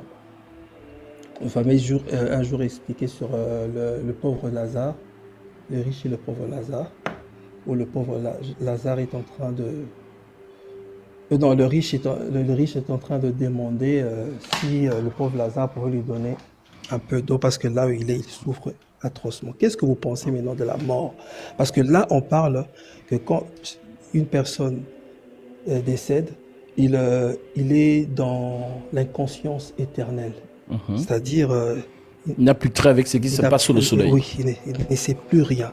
Mais, selon les évangéliques, Luc chapitre 16, verset 19. Quand on meurt, on part au séjour de mort, et il paraîtrait qu'il y a l'enfer, les gens souffrent là-bas en attendant le jugement, il y a plein de... Mais là, on parle qu'il n'y a pas de conscience. Quand une personne meurt, c'est comme si c'est un sommeil éternel, il n'est pas conscient. Alors, le Seigneur Jésus, c'est lui qui donne cette parabole. Et je vais lire la parabole pour que les gens comprennent ce que tu es en train de dire. Donc, nous sommes ici dans Luc chapitre 16. Luc 16, verset 19. L'Écriture dit: il y avait un homme riche, donc c'est le Seigneur qui donne cette parabole. La parabole du mauvais riche et du pauvre Lazare. C'est Jésus. Dans Luc 16, c'est Jésus qui parle. Il dit donc, il y avait un homme riche qui était vêtu de pourpre et de fin lin, et qui chaque jour menait une joyeuse et brillante vie. Un pauvre nommé Lazare était couché à sa porte couvert d'ulcères, et désireux de se rassasier des miettes qui tombaient de la table du riche, et même les chiens venaient encore lécher ses ulcères. Le pauvre mourut et il fut porté par les anges dans le sein d'Abraham. Le riche mourut aussi et il fut enseveli dans le séjour des morts. Il leva les yeux et tandis qu'il était en proie et au tourment, dont là-bas on ne dort pas, dans la pensée du Créateur, dont Jésus qui donne cette parabole, apparemment là-bas on ne dort pas. Là-bas on n'est pas tranquille, comme les gens disent, on ne vit qu'une fois. On ne vit qu'une fois. Donc là-bas, selon la parabole que Jésus nous donne, il semble ici que là-bas on ne dort pas. Alors il dit, il fut enseveli dans le séjour des morts, il leva les yeux et tandis qu'il était en proie et au tourment, dans la souffrance, il vit de loin Abraham et Lazare dans son sein. Il s'écria, Père Abraham, aie pitié de moi, et envoie Lazare pour qu'il trempe le bout de son doigt dans l'eau et me rafraîchisse la langue, car je souffre cruellement dans cette flamme. Donc quand tu meurs sans Jésus, c'est ce qui t'attend. Voilà, il n'y a pas que non, tu vas aller dormir, tu vas attendre le jugement dernier paisiblement. Non, c'est ça. Abraham répondit, mon enfant, souviens-toi que tu as reçu tes biens pendant ta vie et que Lazare a eu des maux pendant la sienne. Maintenant, il est ici consolé et toi, tu souffres. Donc, comprenons donc bien la pensée du Seigneur, parce que certaines personnes vont dire ici que, ça veut dire que bon, il faut que je sois pauvre. Et c'est ça qui règne beaucoup dans la tête de beaucoup de ceux qui ne comprennent pas, qui disent que non, il ne faut pas être riche. Parce que quand tu es riche, tu es comme cet homme riche-là, tu vas là en enfer. Donc, il faut être pauvre comme Lazare. Comme ça, quand tu es pauvre, quand tu meurs, tu n'as pas eu les biens sur terre. Donc, ça veut dire qu'en mourant, tu vas aller dans le sein d'Abraham. Non, c'est une parabole. Donc, enlevez de votre tête que non, il faut être pauvre pour aller au royaume des cieux. Voilà, donc voilà pourquoi, et il mélange ça avec l'écriture où Jésus disait, il sera plus difficile à un riche d'entrer dans le royaume des cieux qu'à un chameau de passer par le trou d'une aiguille. Maintenant, pourquoi Jésus dit qu'il est difficile à un riche? C'est après la demande qu'il a faite au jeune qui était riche, qui avait hérité de son père. Jésus lui a dit, va et vends tous tes biens, viens et suis-moi. Parce que Jésus lui a dit, il a demandé à Jésus, que faut-il que je fasse pour avoir la vie éternelle? Jésus lui dit, observe la loi. Et il dit, j'ai tout fait ça, depuis mon bas, ça c'est bon. Jésus lui dit, va et vends tous tes biens, viens et suis-moi. Alors, on dit qu'il avait beaucoup de biens. Alors, il n'a pas voulu vendre ses biens et il n'a donc pas suivi Jésus. Voilà pourquoi Jésus disait donc, il sera plus difficile à un riche d'entrer dans le royaume des cieux qu'à un pauvre, qu'à un chameau de passer par le trou d'une aiguille. Ça veut dire quoi? Ça veut dire que plus tu es riche, plus tu es attaché à ce que tu as. Donc, si tu es donc attaché à ce que tu as, cela est plus important pour toi. Et c'est ce que Paul reprend donc dans 1 Timothée chapitre 6 lorsqu'il dit, dis aux riches du présent siècle de ne pas mettre leur espérance dans des richesses incertaines. On y arrivera. Donc c'est ça la pensée ici. Donc si vous croyez que non, je deviens pauvre, c'est mieux. Comme ça quand je meurs, je suis sûr que direct, je suis dans le sang d'Abraham. C'est faux. Voilà. Donc ce n'est pas la pensée. Car je souffre cruellement dans cette flamme. Abraham répondit, mon enfant, souviens-toi que tu as reçu des biens pendant ta vie et que Lazare a eu les maux pendant la sienne.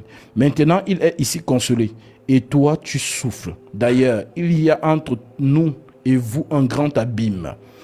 Voilà, l'abîme, c'est le vide. Un grand abîme.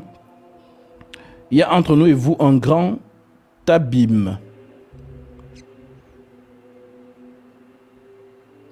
Afin que ceux qui voudraient passer d'ici vers vous ou de là vers nous ne puissent le faire. Le riche dit, je te prie donc, Père Abraham, d'envoyer Lazare dans la maison de mon père. Donc, lorsque la personne lit ça, Ils pensent que c'est une vraie vie, que c'est une réalité. Pourtant, Jésus est en train de conter une parabole. Donc ici, on va dire, mais regarde, ça contredit Ecclésiaste, chapitre 5.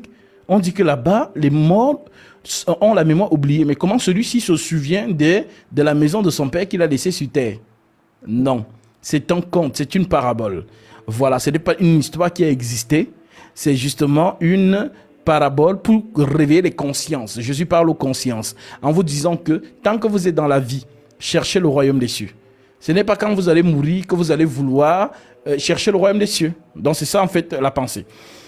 Abraham répondit, le riche dit, je te prie donc, père Abraham, d'envoyer Lazare dans la maison de mon père, car j'ai 5 frères. C'est pour qu'il leur atteste ces choses, afin qu'ils ne viennent pas aussi dans ce lieu de tourment. Donc, ici, la pensée que le Seigneur veut nous véhiculer, c'est que soyez vraiment, tant que vous êtes en vie, cherchez premièrement le royaume des cieux. Soyez à fond dans cela.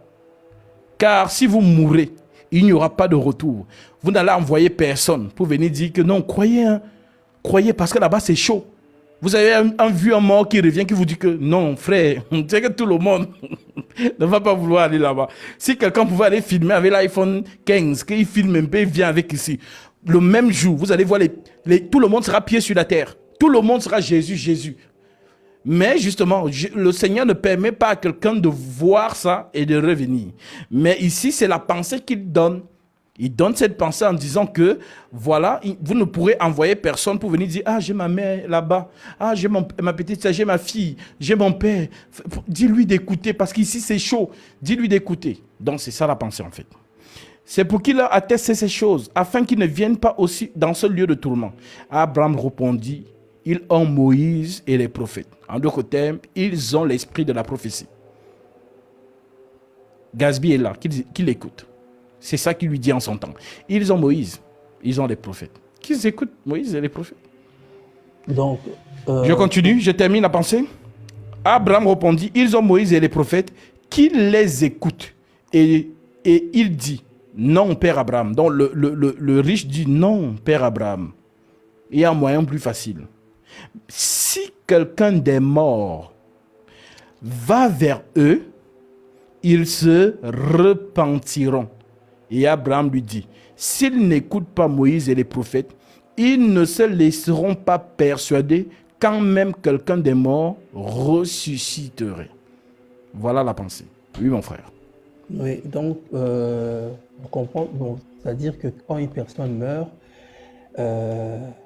celui qui n'est pas en Christ, il part directement en enfer. Dans le lieu de tourment. Voilà, c'est ça la pensée du Seigneur. Bon, maintenant,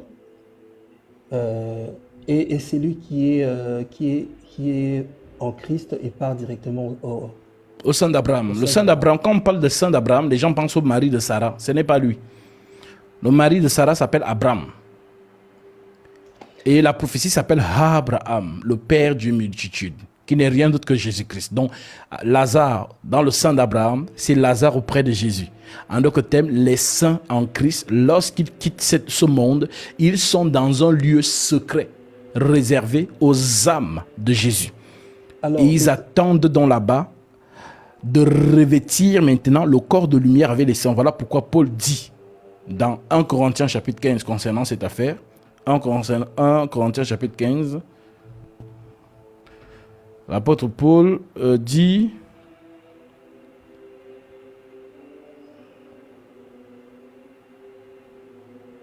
et puis la mort venue, un homme, c'est aussi, car puisque la mort est venue par un homme, c'est aussi par un homme que est venue la résurrection des morts. Et comme tous meurent en Adam, de même aussi tous vivront en Christ. Mais chacun à son rang. Christ comme prémisse, puis ceux qui appartiennent à Christ lors de son avènement. Ensuite viendra la fin, quand il remettra le royaume, ce que tu as donné tout à l'heure, à celui qui est Père, Dieu est Père, après avoir détruit toute domination, toute autorité, toute puissance. Ça, je pense que tu l'as compris. Car il faut qu'il règne jusqu'à ce qu'il ait mis tous ses ennemis sous ses pieds. Le dernier ennemi qui sera détruit, c'est la mort. Dieu, en effet, a tout mis sur ses pieds, mais lorsqu'il dit que tout lui a été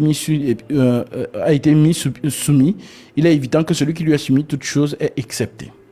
Et lorsque toutes choses lui auront été soumises, alors le Fils lui-même se soumettra à celui qui lui a soumis toutes choses, afin que Dieu soit tout en tous.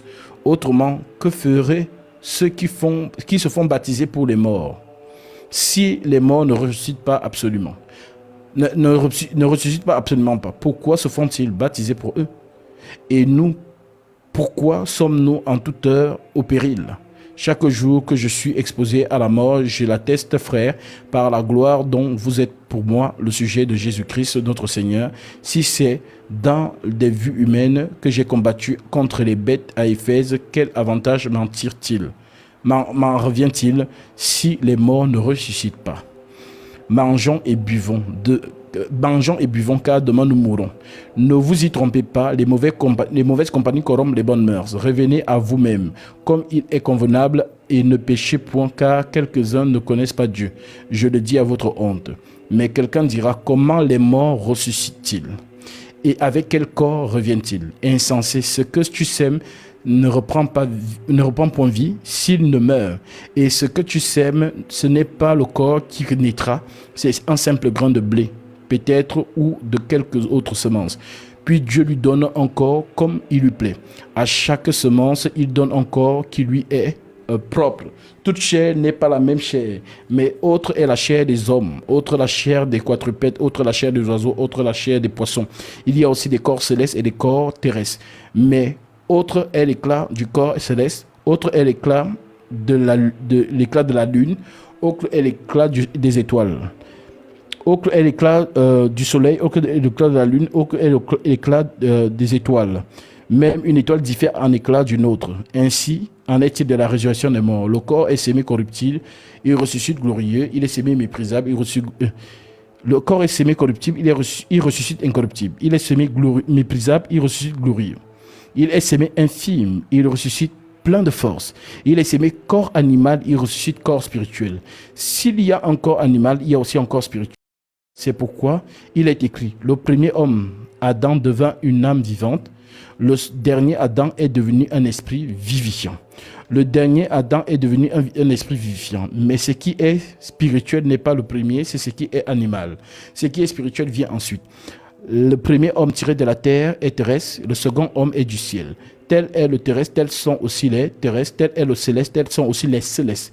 Et de même, nous avons porté l'image du terrestre, nous porterons aussi l'image du céleste. Ce que je dis, frère, c'est que la chair et le sang ne peuvent hériter du royaume de Dieu, et que la corruption n'hérite pas l'incorruptibilité.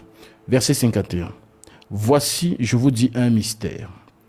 Nous ne mourrons pas tous, mais tous nous serons changés en un instant.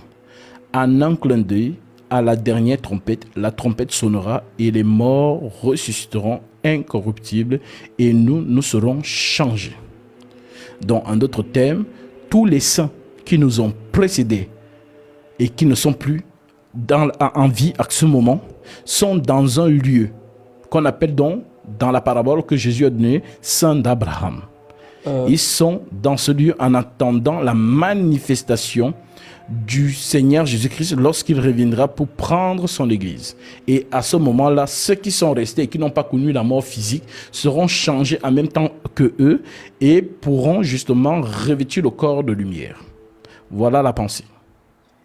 Bon, vous avez parlé de la mort, mais quelle différence y a-t-il? Parce que je vois dans Apocalypse 20, à partir de 12, on parle de étang de feu, on parle de l'enfer et on parle de séjour de mort. Il y a des différences parce que quand une personne meurt, il part. Ceux qui ne sont pas morts en Christ, ils partent en enfer et le séjour de mort. Quelle différence? Je vais lire rapidement dans Apocalypse 20. Vas-y. Où, à partir de 12, où on dit « J'ai vu les morts, les grands et les petits qui s'étaient nés devant le trône. Des livres furent ouverts et un autre livre fut ouvert, celui qui est le livre de vie. Et les morts furent jugés selon leurs œuvres, d'après ce qui est écrit dans ces livres. La mer rendit les morts qui étaient en elle, la mort, Et les séjours de mort rendirent les morts qui étaient en eux. Et chacun fut jugé selon ses œuvres. Puis la mort et les séjours de mort furent jetés dans les temps de feu. C'est la seconde mort et les temps de feu. Et la seconde mort, les temps de feu. Quiconque ne fut pas trouvé écrit dans le livre de vie fut jeté dans les temps de feu. Donc, enfin, je vois, il y a les temps de feu, il y a l'enfer. Bon, les gens parlent de l'enfer, il y a l'enfer, il y a le séjour de mort. Toutes ces différences-là, parce qu'on dit la mer aussi rendit les morts. Donc, c'est que les morts aussi partent dans la mer. Et c'est un peu de nous éclaircir là-dessus. En effet. Alors justement, comme j'ai dit souvent, les gens s'aventurent dans le livre de l'Apocalypse et quand ils lisent, ils se font des images dans la tête. Genre, les morts sont dans la mer. Et les morts sont dans les séjours des morts. Et les morts, voilà, la mort et le séjour des morts vont être jetés dans les temps de feu. Ce sont des expressions spirituelles. En d'autres termes, lorsqu'on meurt, tous ceux qui sont morts maintenant, ils n'auront pas ce qu'on appelle une deuxième chance, comme le Vatican a parlé du purgatoire. En d'autres termes, toutes ces choses ne parlent que de la séparation avec l'esprit du Créateur. C'est ce qui explique les temps de feu. Ça veut dire, on parle de temps de feu lorsque la prophétie est finie, alpha, oméga. Et on parle de séjour des morts pendant que la prophétie est encore en vigueur. La prophétie n'est pas encore terminée. La prophétie doit continuer. Nous avons terminé le premier tempo de la prophétie qui est 3 ans et demi. Parce que la prophétie, c'est le chiffre 7. Et 7 divisé par 2, ça fait 3 et demi. Voilà pourquoi le ministère de Jésus n'a duré que 3 ans et demi. Il manque 3 ans et demi de prophétie. Les premiers 3 ans et demi, c'est le ministère de l'agneau. En d'autres termes, le sacrifice, le sacerdoce. Et dans la seconde moitié, dans les 3 ans et demi, c'est le règne, c'est-à-dire sur le ministère des 2 témoins qui doivent venir sur cette terre pour permettre en sorte que le peuple naturel de Dieu, en d'autres termes Israël, puisse croire en Jésus. Et ceux-ci, lorsqu'ils vont finir de faire cela, c'est là où le maître des maîtres, le Seigneur des seigneurs, fait son apparition. Est-ce que tu as compris ça? C'est ce qu'on explique dans Apocalypse chapitre 11. Donc, ne fais pas, et pour ceux aussi qui écoutent, ne faites pas les images dans la tête, étant de feu, séjour des morts, ça veut dire quoi? Non, tout ça, ce sont les thèmes qui sont encore liés à la prophétie. Séjour des morts, ou la mer qui, actuellement, il y a des gens qui sont morts en mer, Titanic, ils sont enterrés où? Ils sont dans la mer, si on va fouiller la mer, il y a les squelettes. Voilà, donc maintenant, ceux qui sont morts dans le feu, ceux qui sont morts dans d'autres circonstances, ceux qui sont morts dans des rochers, ainsi de suite, dans les montagnes, ainsi de suite. Donc, toutes ces âmes, il n'y a pas que non, tu es mort à la mer, donc tu restes dans la mer. Non, toutes ces âmes sont dans ce qu'on appelle dans la pensée que le Seigneur a donnée dans Luc chapitre 16, le séjour des morts. Et maintenant, lorsque la prophétie finit, c'est ce qu'on appelle étang de feu. En d'autres termes, séparation éternelle avec ces âmes. Voilà. Donc, il faut que vous le sachiez. Il y a 2 tempos. Il y a 2 tempos parce qu'il y a 7 divisé par 2. Ça fait 3 ans et demi. 3 et demi. Voilà donc pourquoi nous avons été dans le premier, qui est le ministère de l'agneau. Et dans le second, ce sera le ministère du lion.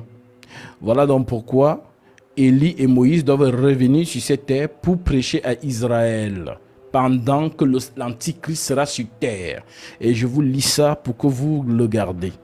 Apocalypse chapitre 11, qui est corrélé à Malachie chapitre 4. Apocalypse 11 déclare ceci. Au verset 1.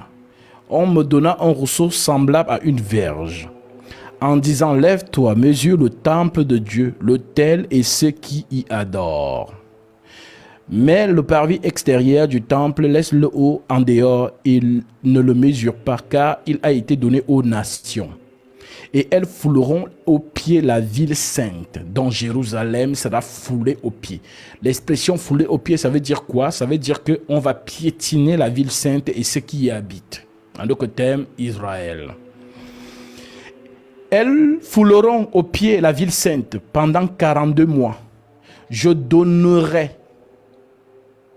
à mes 2 témoins le pouvoir de prophétiser, revêtu de ça pendant 1260 jours. Ce sont les deux oliviers et les deux chandeliers qui se tiennent devant le Seigneur de la terre. Ça, l'Église n'est plus là. Verset 5. Si quelqu'un veut leur faire du mal, du feu sort de leur bouche et dévore leurs ennemis. Et si quelqu'un veut leur faire du mal, il faut qu'ils soient tués de cette manière. Ils ont le pouvoir de fermer le ciel afin qu'il ne tombe point de pluie pendant les jours de leur prophétie. Ça vous rappelle qui?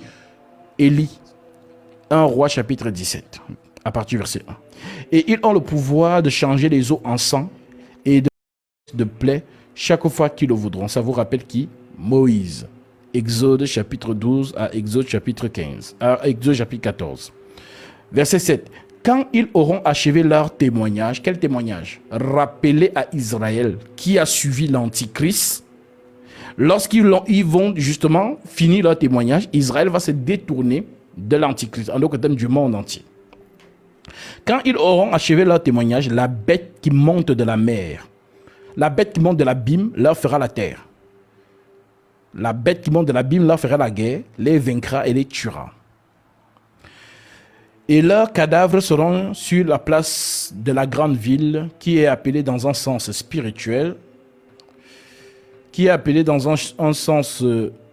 spirituel, Sodome et Égypte. Dans le mélange de Sodome et d'Égypte, c'est ce qui donne Babylone la grande. Sodome et Égypte est là même où le Seigneur a été crucifié. Des hommes d'entre les peuples, les tribus, les langues et les nations verront leurs cadavres pendant 3 jours et demi. Et ils ne permettront pas que leurs cadavres soient mis à mort. Mis dans un sépulcre, autant pour moi. Verset 10, et à cause d'eux, les habitants de la terre se réjouiront et seront dans l'allégresse. Et ils s'enverront des présents les uns aux autres parce que ces 2 prophètes ont tourmenté les habitants de la terre. Après les 3 jours et demi, un esprit de vie venant de Dieu entra en eux et ils se tinrent sur leurs pieds. Et une grande crainte s'empara de ceux qui les voyaient. Et ils entendirent du ciel une voix qui leur disait, « Montez ici. » Et ils montèrent au ciel dans la nuée. Et leurs ennemis les virent. À cette heure-là, il y eut un grand tremblement de terre et la 10e partie de la ville tomba. 7000 hommes furent tués dans ce tremblement de terre, et les autres furent effrayés et donnèrent gloire au Dieu du ciel. Le second malheur est passé, voici le 3e malheur vient bientôt. Donc voilà donc pourquoi nous parlons ici donc des 2 tempos. Voilà, ça sera le ministère pour Israël, pour qu'eux aussi croient en Jésus. Voilà mon frère. Bon, avant de finir rapidement, le sein d'Abraham, Oui. quelque part dans l'Apocalypse, il y a 2 saints qui demandaient vengeance Dieu les a dit d'attendre d'abord. Donc, je crois que ce sont des âmes qui étaient... les compagnons, voilà, tous ceux qui ont cru sont aussi ouais. voilà, Ils demandaient mis à mort. vengeance, une vengeance. C'est ça le sein d'Abraham ou le... Oui, ou justement. C'est là où ils sont. C'est-à-dire que les âmes qui sont sous l'autel, on parle des âmes qui sont sous l'autel, qui crient vengeance.